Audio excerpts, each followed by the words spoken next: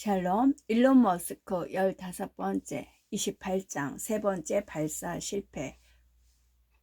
꽈즈, 2008년 8월 3일. 그 외딴 꽈절레인 환초에서 두 번의 발사가 실패한 후 펠컨 1호 로켓의 세 번째 발사가 스페이스X 성패를 좌우하리라는 것이 자명해졌다. 적어도 머스크를 포함한 모든 사람이 그렇게 생각했다. 그런 팀원들에게 딱 세 번만 시도할 수 있는 자금이 있다고 말했다. 세 번 안에 성공하지 못하면 죽어도 싸다고 생각했지요. 머스크의 말이다. 두 번째 비행에서 스페이스X는 혹시 로켓이 추락할 경우 귀중한 탑재체까지 잃고 싶지 않았기에 실제 위성을 로켓 위에 올려놓지 않았다. 하지만 세 번째 시도에서 머스크는 성공에 모든 것을 거는 도박을 했다. 이 로켓에는 고가의 180파운드짜리 공군 위성 1기와 나사의 소형 위성 2기 그리고 스타트rek에서 스코티 역을 맡았던 배우 제임스 두헨의 화장한 유골이 실릴 예정이었다. 발사는 순조롭게 진행되었고 머스크가 지켜보고 있던 로스앤젤레스 관제실에는 로켓의 상승과 더불어 환호성이 터져 나왔다. 2분 20초 후 예정대로 상단 스테이트지가 부스터에서 분리되었고 탑 제체가 궤도로 향하는 것으로 보였다. 한 엔지니어가 외쳤다. 역시 3번이다. 그리고 다시 한번 머스크의 옆자리에 앉은 뮬러의 헉하는 탄식이 터져 나왔다. 예정대로 지구로 하강하기 시작한 부스터가 1초 만에 잠깐 솟구치더니 상단 스테이지와 부딪혔다. 비디오 피드는 공백이 되었고 머스크와 그의 팀은 친애하는 스코티의 유해와 함께 하단과 상단 모두 추락하고 있다는 것을 즉시 알아차렸다. 문제는 멀린 엔진의 냉각 시스템을 재설계한 데 있었다. 그로 인해 엔진이 정지한 후에도 약간의 추력이 발생한 것이었다. 뮬러의 팀이 지상에서 새 시스템을 테스트했을 때에는 아무런 문제가 없었다. 해수면 높이에서는 정상적으로 작동했지만 진공 상태의 우주 공간에서 잔여 연소가 연소하며 작은 분출이 발생해 부스터를 1피트 정도 솟구쳐 오르게 한 것이다. 머스크는 지금이 바닥나고 있었고 테슬라는 적자를 내고 있었으며 스페이스X는 로켓 3대를 연달아 추락시킨 상황이었다. 하지만 그는 포기할 준비가 되어 있지 않았다. 대신 그는 말 그대로 파상까지 갈 각오를 했다. 그는 발사 실패 몇 시간 후에 이렇게 발표했다. 스페이스X는 앞으로 나아가는 실행이 있어 결코 걸음을 멈추거나 늦추지 않을 겁니다. 스페이스X가 궤도 진입에 성공할 것이라는 데에는 의문의 여지가 없습니다. 절대 포기하지 않을 겁니다. 절대로. 다음날 스페이스X 회의실에서 머스크는 괴니스만 부자 등 과제 발사팀과 전화회의를 진행했다. 그들은 데이터를 검토하고 충돌이 다시 발생하지 않도록 분리 시간을 더 늘릴 수 있는 방법을 찾아냈다. 머스크는 침울한 기분에 젖어들었다. 결혼 생활, 스페이스X, 테슬라에서 일어난 일들을 생각해 보세요. 내 인생에서 가장 엿같은 시기였지요. 그는 말한다. 집도 없었어요. 저스틴이 차지했거든요. 발사팀은 그가 종종 그랬던 것처럼 비난할 사람을 찾아내려 할까봐 걱정이 되었다. 그들은 차가운 분출에 대비했다. 하지만 그는 로스앤젤레스 공장에 네 번째 로켓을 위한 부품이 있다고 말했다. 가능한 한 빨리 로켓을 만들어서 콰즈로 옮기라고 지시했다. 그리고 현실성이 거의 없는 기한을 제시했다. 6주 후에 네 번째 발사를 하라는 것이었다. 그는 우리에게 그냥 계속 진행하라고 말했고 나는 놀라서 입을 다물지 못했지요. 괴니스만의 말이다. 돌연 낙관적인 분위기가 본사 전체에 퍼졌다. 그 당시 인사 책임자로 일했던 돌리싱은 이렇게 말한다. 그의 태도를 보고 우리 대부분은 지옥의 문이라도 선텐 오일을 들고 따라 들어갈 마음이 생긴 것 같았어요. 순식간에 사옥의 기운이 절망과 패배의 분위기에서 다들 결의를 다지는 분위기로 바뀌었지요. 머스크와 함께 2차 발사 실패를 지켜봤던 와이어드의 칼 호프먼 기자는 머스크에게 연락해 어떻게 낙관론을 유지할 수 있는지 물었다. 머스크는 답한다. 낙관론, 비관론 다 집어치우라고 하쇼. 우리는 해낼 거요. 맹세컨대 나는 무슨 일이 있어도 그것을 성공시킬 걸 작정이요. 29장 일촉즉발 테라스와 스페이스 X 2008년 2월 1일 테라스 본사의 직원들에게 한 통의 이메일이 도착했다. 메일에는 PT가 지금 도착합니다 라고 쓰여 있었다. P1은 생산 공정을 통과한 첫 번째 로드스터의 코드명이다. 머스크는 짧은 연설을 마친 후 로드스터에 올라 빅토리랩 자동차나 사이클, 빙상, 육상 등의 경주에서 우승자가 트랙을 한 바퀴 정도 더 도는 것의 의미로 펠로엘토를 한 바퀴 돌았다. 모두 수작업으로 완성된 몇 대의 차량을 출시한 것은 작은 승리에 불과했다. 오래전에 파산하여 잊힌 많은 자동차 회사들이 이와 비슷한 과정을 거쳤다. 다음 도전은 자동차를 수익성 있게 생산할 수 있는 제조 공정을 갖추는 것이었다. 지난 세기에 파산하지 않고 이를 성공시킨 유일한 미국 자동차 회사는 포드뿐이었다. 테슬라는 과연 그 두 번째 기업이 될 수 있을까? 당시에 그것은 불투명해 보였다. 대공황 이후 가장 심각한 글로벌 경기 침체로 이어질 서브프라임 모기지 사태가 막 시작되고 있었다. 테슬라의 공급망은 통제하기 힘들었고 회사는 자금이 부족했다. 게다가 스페이스 X는 아직 로켓을 궤도에 진입시키지 못했다. 머스크는 말한다. 로드스터를 손에 넣었음에도 내 인생에서 가장 고통스러운 해로 기록돼 1년이 시작되고 있었을 뿐이었지요. 머스크는 종종 합법과 위법의 경계선 근처에서 내달렸다. 그는 아직 제작되지 않은 로드스터에 대한 고객들의 예치금을 털어 2008년 상반기를 버텼다. 테슬라 경영진이 이사회 멤버 일부는 예치금을 운영비로 사용해서는 안 되며 조건부 날인 증서를 보관해야 한다고 생각했지만 머스크는 이렇게 하지면 우리는 죽을 거예요 라고 주장했다. 2008년 가을 상황이 더욱 절박해지자 머스크는 테슬라의 임직원 구별을 중단하기 위해 친구와 가족에게 돈을 빌려달라고 간청했다. 김벌은 경기 침체로 대부분의 돈을 잃었고 형과 마찬가지로 파산 위기에 몰린 상태였다.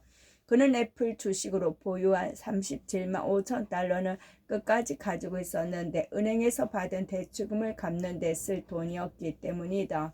일론은 그 돈을 테슬라에 넣어줘 라고 말했다. 언제나 형을 지지하던 김벌은 주식을 팔아 일론의 요구에 따랐다. 콜로라도 캐피털 담당 은행원이 김벌에게 전화해 화난 목소리로 신용을 망치고 있다고 경고했다. 김벌은 미안하지만 어쩔 수 없어요 라고 답했다. 몇 주 후 그 직원에게서 다시 전화가 걸려왔을 때 김벌은 말다툼을 할 준비를 했다. 하지만 그는 콜로라도 캐피털 자체가 막 파산했다는 소식으로 그의 말을 가로막았다. 김벌은 말한다. 2008년은 그 정도로 끔찍했지요. 머스크의 친구 빌리가 200만 달러를 투자했고 구글이 세르게이 브린이 50만 달러를 투자했으며 심지어 테슬라의 일반 직원들도 수표를 썼다. 머스크는 개인적인 비용 역시 빌려서 충당했는데 여기에는 자신의 이혼 변호사 비용과 캘리포니아 법에 따르면 더 부유한 배우자가 지불해야 하는 저스틴의 이혼 변호사 비용으로 매달 지불해야 하는 17만 달러도 포함되었다. 룰라는 머스크의 친구이자 이베이의 초대 사장이었던 제프 스콜에 대해 이렇게 말한다. 제프 스콜에게 신의 축복이 함께하길 바랍니다. 일론이 끝까지 버틸 수 있도록 물씬 양면으로 도와준 친구예요. 안토니오 그라시아스도 100만 달러를 빌려주며 힘을 보탰다. 심지어 타툴라의 부모님도 도움을 주겠다고 나섰다. 너무 속상해서 엄마 아빠에게 전화했더니 집을 다시 저당 잡혀서 도와주겠다고 하셨어요. 탑툴라의 회상이다. 머스크는 그 제안을 거절했다. 지금 아무리 가진 것이 몽땅 쏟아붓는 상황이라고 해서 당신 부모님 집까지 위험에 빠뜨릴 순 없어. 그가 그녀에게 말했다. 타툴라는 매일 밤 머스크가 거칠게 잠꼬대를 중얼거리거나 때로는 팔을 마구 휘두르며 비명을 지르는 모습을 공포에 질려 지켜보았다. 그가 심장 마비를 일으킬 수도 있다는 생각이 계속 들었어요. 그녀는 말한다. 머스크는 야경증에 시달렸어요. 자다가 갑자기 비명을 지르고 저를 핥히기도 하고 그랬어요. 정말 끔찍했어요. 그런 필사적인 몸부림을 지켜보면서 저는 정말 겁이 났어요. 때때로 그는 화장실에 가서 구토를 했어요. 스트레스가 극심해서 속이 뒤집혀지는지 화장실로 달려가 비명을 지르며 구역질을 하곤 했어요. 저는 변기 옆에 서서 그의 머리를 잡아주곤 했죠. 머스크는 스트레스에 대한 내성이 강하지만 2008년에는 거의 한계를 넘어설 지경에 이르렀다. 묘책을 찾아 해결책을 내놔야 하고 또 해결책을 내놔야 하는 그런 상황에서 매일 밤낮으로 일하지 않을 수 없었죠. 머스크는 말한다. 그는 체중이 많이 늘었다가 갑자기 다 빠지고 추가로 더 빠졌다. 자세는 구부정해졌고 걸을 때는 발가락이 뻣뻣해졌다. 하지만 그럼에도 그는 활력이 솟구쳤고 집중력이 고도로 높아졌다. 교수형 올가미가 눈앞에 아른거리며 정신을 바짝 차리도록 자극했기 때문이다. 머스크의 주변 사람들은 모두 반드시 한 가지 결정을 내려야 한다고 생각했다. 2008년이 막바지로 치다를 무렵 머스크는 스페이스X와 테슬라 중 하나를 선택해야 할 것 같았다. 점점 줄어드는 자원을 한 곳에 집중하면 그 회사는 살아남을 수 있을 거라는 확신이 들었다. 자원을 계속 분산시키면 둘 다 살아남지 못할 가능성이 높았다. 어느 날 그의 열정적인 쇼울메이트 마크 준코사가 스페이스 X 칸막이 방에 들어섰다. 저기요, 둘 중 하나는 포기하는 쪽으로 가는 게 어때요? 그가 물었다. 스페이스 X에 더 애착이 가면 테슬라는 버리자고요. 안 돼. 그러면 전기차는 안 된다고. 편말이 또 한 줄이 추가될 것이고 우리는 지속 가능한 에너지에 도달할 수 없을 거야. 머스크가 답했다. 그리고 스페이스 X를 포기할 수도 없었다. 그러면 우리는 영영 다행성종이 될 수 없을지도 몰라. 더 많은 사람이 선택을 강요할수록 그는 더욱 저항했다. 나는 감정적으로 2명의 아이가 있고 식량은 부족한 상황에 놓인 것 같았어요. 두 아이에게 식량을 절반씩 나눠주면 두 아이 모두 죽을 수도 있고 한 아이에게 음식을 몰아주면 적어도 그 아이는 살아남을 확률이 높아지죠. 하지만 내가 과연 내 아이 중 한 명을 죽게 놔두는 결정을 내릴 수 있을까요? 그래서 나는 둘 다 살리기 위해 모든 것을 바치기로 결심했지요. 30장 네 번째 발사 과즈 2008년 8월에서 9월 구조에 나선 창업자들 머스크는 예산을 책정해 펠컨 1호의 발사를 3차례 시도했지만 모두 궤도에 진입하기 전에 폭발했다. 개인 파산의 위기에 직면하고 테슬라도 재정 위기에 처한 상황에서 네 번째 시도를 위한 자금을 어떻게 조달해야 할지 막막했다. 그때 깜짝 놀랄 만한 그룹이 그를 구하러 나섰다. 8년 전에 그를 CEO 자리에서 쫓아냈던 페이팔의 공동 창업자들이었다. 8년 전 머스크는 이례적으로 침착하게 퇴진했고 이후 피터 틸과 맥스 레프친을 비롯한 구테타 지도자들과 우호적인 관계를 유지했다. 스스로 페이팔 마피아라고 부르던 이들은 끈끈한 결속력을 자랑하는 그룹이었다. 그들은 안토니오 그라시아스의 로스쿨 재학 시절 노트 필기를 대신해 주었던 전 동료 데이비스 풍자영화 땡큐 포스 모킹을 제작할 때 자금을 지원하기도 했다. 딜은 다른 2명의 페이팔 출신인 켄 하월이 루크 로셀과 팀을 이루어 인터넷 스타트업에 주로 투자하는 파운더스 펀드를 설립한 상태였다. 딜은 자신의 청정 기술에 대해 절대적으로 회의적이었던 까닭에 파운더스 펀드는 테슬라에 투자하지 않았다고 말한다. 그러던 중 머스크와 친해진 녹색이 스페이스X에 투자하자고 제안했다. 딜은 그 제안에 대해 논의하기 위해 머스크와 전화회의를 갖는데 동의했다. 딜은 말한다. 어느 순간 내가 일론에게 회사의 수석 로켓 엔지니어와 통화할 수 있는지 물었어요. 그랬더니 일론이 지금 통화하고 있지 않느냐고 하더군요. 그 대답이 딜을 안심시키지는 못했지만 노색은 투자를 강행할 것을 고집했다. 나는 일론이 하려는 것이 정말 대단한 일이며 우리도 그 일에 동참해야 한다고 주장했습니다. 노색의 말이다. 결국 딜은 노색의 뜻에 따라 파운더스 펀드에서 2천만 달러를 투자하는 데 동의했다. 4088 시절에 묵은 앙금을 깔끔히 털어낼 수 있는 방법이 될 수 있겠다는 생각도 일부 작용했습니다. 딜의 회상이다. 이 투자는 세 번째 발사 시도가 실패로 돌아간 직후 2008년 8월 3일에 발표되었다. 이 생명줄 덕분에 머스크는 네 번째 발사에 자금을 지원하겠다고 선언할 수 있었다. 머스크는 말한다. 이른바 카르마 업보라는 것이 흥미로운 신뢰가 아닐 수 없었어요. 내가 원로원에서 칼에 찔린 카이사르처럼 페이팔에서 쿠데타 지도자들에게 축출된 후 너희들 정말 형편없는 자식들이야 라는 식으로 나갈 수도 있었겠지요. 하지만 난 그러지 않았어요. 그렇게 했다면 2008년 파운더스 펀드에서 나서줄 리 만무했을 테고 스페이스X는 망했을 겁니다. 나는 점성술이니 뭐니 그런 걸 믿지 않아요. 하지만 카르마는 실제할 수 있다고 생각해요. 절체절명의 순간. 머스크는 2008년 8월 세 번째 발사의 실패 직후 6주 안에 화재 새 로켓을 보내야 한다는 충격적인 데드라인을 제시하며 팀원들을 독려했다. 이는 머스크 특유의 현실을 왜곡한 계략처럼 보였다. 첫 번째와 두 번째 발사 사이에 12개월이 걸렸고 두 번째와 세 번째 발사 사이에는 17개월이 걸렸기 때문이다.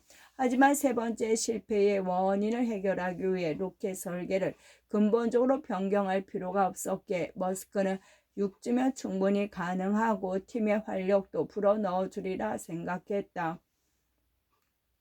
또한 현금이 급격히 소진되는 상황이었기에 다른 선택의 여지도 없었다. 스페이스X는 네 번째 로켓의 부품을 로스앤젤레스 공장에 보관하고 있었는데 조립한 로켓을 쿼즈까지 해상으로 운송하는 데만 6주가 걸렸다. 스페이스X 발사 책임자인 팀 부자는 머스크에게 마감일을 맞출 수 있는 유일한 방법은 공군의 대형 수송기 C-17을 전세 내는 것뿐이라고 말했다. 머스크는 그럼 그렇게 하세요 라고 대답했다. 그때 부자는 머스크가 자신의 모든 것을 기꺼이 쏟아붓고 있다는 것을 알 수 있었다. 20명의 스페이스X 직원들은 C-17에 로켓을 싣고 벽을 따라 배열된 점프시트에 몸을 묶었다. 축제 분위기였다. 일에 미쳐있던 직원들은 그 파격적인 기적을 이뤄낼 것이라고 생각했다. 태평양 상공을 비행하던 중 트립 해리스라는 젊은 엔지니어가 기타를 꺼내 연주를 시작했다. 그의 부모는 테네시 출신의 음악 교수였고 그는 클래식 음악가가 되기 위한 교육을 받았다. 하지만 어느 크리스마스에 그는 스타트랙을 보고 로켓 과학자가 되기로 결심했다. 결국 음악에서 공학으로 두뇌를 바꾸는 방법을 찾게 되었습니다. 그 전화는 생각보다 어렵지는 않았어요. 퍼드 대학교에서 1년을 마친 후 그는 여름방학 인턴십을 구하기 위해 동분서주했지만 계속 면접에서 떨어졌다. 그는 체념하는 동네의 에이스 하드웨이에서 아르바이트를 하고 있는데 그런데 어느 날 그의 교수가 스페이스X에서 일하던 친구에게 인턴이 필요하다는 전화를 받고 그에게 그 소식을 알렸다. 다음날 아침 해리스는 서류 작업을 기다리지 않고 여자친구를 남겨둔 채 인디애나에서 로스앤젤레스로 차를 몰았다. 하와이에서 연료를 보급받기 위해 수송기가 하강하기 시작했을 때 펑 하는 큰 소리가 기체 내부에 울렸다. 그리고 또 한 번 펑 소리가 들렸다. 처음 그 소리를 들었을 때 우리는 서로를 바라보며 기이한 일이라고 생각했어요. 해리스는 말한다. 그때 또 한 번 펑하는 소리와 함께 로켓 탱크의 측면이 콜라캔처럼 구겨지는 것이 눈에 들어왔어요. 비행기가 급강하하면서 내부의 압력이 높아졌고 탱크의 밸브로 내부 압력을 균등화할 수 있을 만큼 빨리 공기가 들어가지 못해서 벌어진 일이었다. 엔지니어들이 주먹칼을 꺼내 수축 포장용 피막을 잘라내고 밸브를 열기 시작하는 등 난장판이 벌어졌다. 벨렌트 알타는 하강을 막기 위해 조종석으로 달려갔다. 해리스의 말을 들어보자 그 덩치 큰 튀르키예 남자가 지금까지 본 중 가장 하얀 피부의 백인 공군 조종사들에게 다시 높이 올라가라고 소리쳤습니다. 놀랍게도 그들은 로켓도 알탄도 바다에 떨어뜨리지 않았다. 대신 그들은 상승하는 데 동의했지만 알탄에게 연료가 30분 분량밖에 남지 않았다고 경고했다. 즉 10분 안에 다시 하강을 시작해야 한다는 뜻이었다. 엔지니어 중 한 명이 로켓의 1단과 2단 사이에 어두운 공간으로 기어들어가 커다란 기압 라인을 찾아 이를 비틀어 열었다. 수송기가 다시 하강을 시작하자 공기가 로켓으로 유입되어 압력이 균등해졌다. 그에 따라 구겨진 금속판도 원래 모양에 가깝게 다시 튀어나오기 시작했다. 하지만 로켓 탱크는 이미 손상된 상태였어. 외관이 움푹 패고 슬러싱 방지 고리 등 하나가 이탈된 상태였다. 그들은 로스앤젤레스에 있는 머스크에게 전화를 걸어 무슨 일이 있었는지 설명하고 로켓을 도로 가져가서 손봐야 할 것 같다고 했다. 그곳에 서 있던 우리 모두는 수화기 건너편에서 전해지는 침묵 소리를 느낄 수 있었습니다. 해리스는 말한다. 보스는 다시 말이 없었습니다. 그러더니 이렇게 나왔습니다. 아니요. 그냥 과주로 가져가서 거기서 고치세요. 해리스의 회상에 따르면 수송기가 과주에 도착했을 때 그곳에서 로켓을 기다리던 사람들의 첫 반응은 이런 우리 끝장났어였다. 하지만 하루가 지나자 흥분감이 감돌기 시작하며 하나둘 입을 모아 해낼 수 있을 거야 라고 말하기 시작했습니다. 부자와 로켓 조립 책임자 크리스 톰슨은 탱크의 슬러싱을 방지하는 새 고리를 비롯해 필요한 장비를 스페이스X 본사에서 챙겨 머스크의 제트기에 싣고 로스앤젤레스에서 과주로 날아갔다. 한밤중에 그들이 그곳에 도착했을 때 일단의 엔지니어들이 마치 환자를 살리려는 응급실 의사들처럼 해체된 로켓 주위를 분주히 오가며 작업을 하고 있었다. 스페이스X 세 차례 실패 이후 머스크는 품질 관리와 리스크 감소 절차를 더욱 강화했다. 이제 우리는 점검 및 문서 작업을 확대해 조금 천천히 움직이는 데 익숙해진 상태였지요. 부자의 말이다. 그는 머스크에게 새로 강화된 절차를 모두 준수하면 로켓을 수리하는데 5주가 걸릴 것이라고 말했다. 하지만 그 절차를 무시하면 5일이면 수리가 가능하다고 덧붙였다. 머스크의 결정은 예상대로였다. 오케이, 최대한 빨리 진행하시오. 품질 관리에 대한 자신의 기존 명령을 뒤집은 머스크의 결정으로 부자는 두 가지를 알게 되었다. 머스크는 상황이 바뀌면 얼마든지 방향을 바꿀 수 있고 누구보다 기꺼이 더 많은 위험을 감수할 수 있다는 것이었다.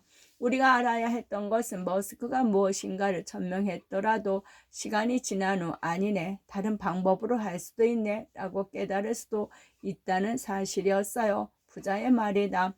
과주의 새로 뜨거운 태양 아래서 허우적대는 그들을 지켜보는 존재가 있었으니 길이가 거의 90cm에 달하는 비정상적으로 큰 코코넛 크랩 한 마리였다. 그들은 이 개의 이름을 일론이라고 지었고 놈이 지켜보는 가운데 5일이라는 시간 안에 수리를 완료할 수 있었다. 항공우주 업계의 거대 기업들은 상상할 수 없는 일이었습니다. 부자는 말한다. 가끔은 머스크의 미친 데드라인이 말이 되기도 합니다. 역시 네 번째다. 이번 네 번째 발사가 성공하지 못하면 스페이스X는 종말을 맞게 될 것이었으며 그와 더불어 우주 개척을 민간 기업가가 주도할 수 있다는 엉뚱한 개념도 사라질 터였다. 또한 테슬라의 종언이 될 수도 있었다. 테슬라에 대한 새로운 자금 조달도 불가능해질 게 뻔했지요. 머스크는 말한다. 사람들이 이럴 테니까요. 로켓 사업에 실패한 저 친구 좀 봐. 루저라고 루저. 발사는 2008년 9월 28일로 예정되었고 머스크는 로스앤젤레스에 있는 스페이스 본사의 G 차량에서 지켜볼 계획이었다. 긴장을 풀기 위해 김버는 그날 아침 아이들을 데리고 디즈니랜드에 가자고 했다. 혼잡한 일요일인데다가 미리 VIP 입장권을 준비하지 못해서 그들은 긴 줄을 서서 기다려야 했다. 다행스럽게도 이 기다림은 일론에게 진정 효과를 가져왔다. 그들은 시적절하게도 스페이스 파운틴 롤러코스터를 탔는데 사실이 아니라면 진부하게 느껴질 정도로 너무 뻔한 은유였다. 디즈니랜드에 갈 때 입었던 베이지색 폴로 셔츠와 빗발의 청바지 차림 그대로 머스크는 오후 4시 발사창이 열리는 시점에 맞춰 지휘 차량에 도착했다. 모니터 중 하나를 통해 쿼드 발사대에 세워져 있는 펠컨 1호를 확인할 수 있었다. 한 여성의 목소리가 카운트다운을 알리는 동안 관제실에는 정적이 흘렀다. 로켓이 타워를 통과하자마자 환호성이 터져 나왔지만 머스크는 컴퓨터로 흘러 들어오는 데이터와 로켓에 장착된 카메라의 영상을 보여주는 벽면의 모니터를 조용히 바라보았다. 60초가 지나자 영상에는 엔진에서 나오는 연기가 어두워지는 모습이 보였다. 좋은 신호였다. 로켓이 산소가 희박한 공기층에 도달했다는 뜻이었다. 쿼절 레인 환초의 섬들은 점점 멀어져 청록색 바다에 던져진 한 가닥의 진주들처럼 보였다. 2분 후 스테이지가 분리될 시간이었다. 부스터 엔진이 꺼지고 이번에는 2단 스테이지가 분리되기까지 5초의 지연 시간이 있었다. 세 번째 발사를 망쳤던 충돌을 방지하기 위해서였다. 상단 스테이지가 천천히 분리되자 머스크는 마침내 기쁨의 탄성을 내지를 수 있었다. 상단 스테이지의 게스트럴 엔진은 완벽하게 작동했다. 노즐은 열로 인해 칙칙한 빨간색으로 빛났지만 머스크는 그 소재가 백열 상태로 변하며 견뎌내리라는 것을 알고 있었다. 마침내 269분 후 게스트럴 엔진은 계획대로 작동을 멈췄고 탑재체가 궤도에 방출되었다. 귀청이 터질 듯한 환호성이 계속되었고 머스크는 두 팔을 하늘로 지켜들고 연신 주먹질을 해댔다. 옆에 서있던 김버는 펑펑 울기 시작했다. 펠컨 1호는 그렇게 지상에서 발사되어 궤도에 진입한 최초의 민간 제작 로켓이라는 새로운 역사를 기록했다. 머스크와 500여 명, 보잉의 비슷한 사업부의 인원은 5만 명이다. 500여 명에다 불과한 소규모 직원들은 처음부터 새로운 시스템을 설계하는 등 모든 제작 과정을 자체적으로 수행했다. 아웃소싱은 거의 없었다. 그러나 자금도 대부분 머스크 개인의 돈으로 충당했다. 스페이스X는 나사와 여타 고객을 위해 임무를 수행하는 계획을 맺었지만 임무를 성공했을 때만 대가를 받았다. 보조금이나 원가 가산 계획은 아예 없었다. 머스크는 공장에 들어서면서 정말 대단합니다 라고 외쳤다. 그는 구내 식당 근처에 모여 환호하는 직원들 앞에서 잠깐 지그춤을 추었다. 역시 네 번째다. 환호성이 다시 높아지자 그는 평소보다 조금 더 말을 더듬기 시작했다. 뭐랄까요? 진이 다 빠져서 말하는 것조차 힘들군요. 그는 중얼거렸다. 하지만 이어서 그는 미래에 대한 비전을 발표했다. 이것은 우리가 내디딜 많은 발걸음 중 첫 번째일 뿐입니다. 우리는 내년에 펠컨 9호를 궤도에 올릴 것이고 드래곤 우주선을 발사할 것이고 우주 왕복선 임무를 이어갈 것입니다. 우리는 많은 과업을 완수할 것이며 심지어 화성에도 갈 겁니다.